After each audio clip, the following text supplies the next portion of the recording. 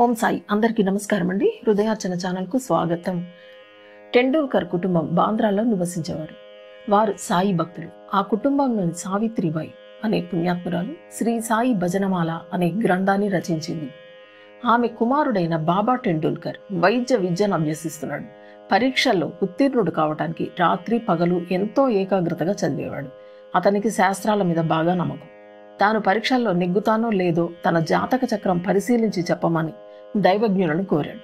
వారు అతని జాతక చక్రాన్ని పరిశీలించి ఈ సంవత్సరం గోచారంలో గ్రహాలు అనుకూలంగా లేని కారణంగా ఆ సంవత్సరం శుభదాయకంగా లేదని, మరుసటి సంవత్సరం శుభకరంగా ఉండగలని తెలిపారు.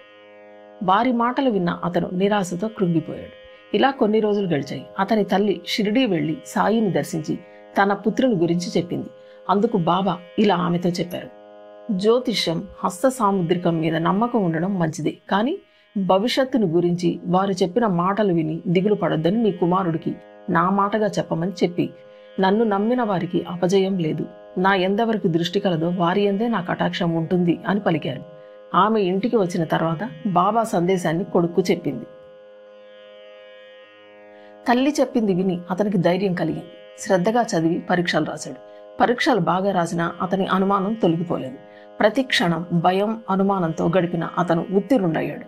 అతని సంతోషానికి అవధుల్యం. నవగ్రహాలు దుష్ట స్థానాల్లో ఉన్న, దశాంతర్దశలు ప్రతికూలంగా ఉన్న, సాయిపై దృష్టి నిలిపిన వారి అదృష్టానికి అడ్డు ఉండదు. సందేహాలు, సంకట పరిస్థితులు మనకు ఎదురైనప్పుడు స్థిర చిత్తంతో బాబాని ఆశ్రయిస్తే జీవిత సమస్యలు సైతం పరిష్కారం అవుతాయి. ఇలాంటి పరీక్షలు మన అకుంఠిత భక్తిని పరీక్షించటానికే వచ్చాయని మనం భావించాలి.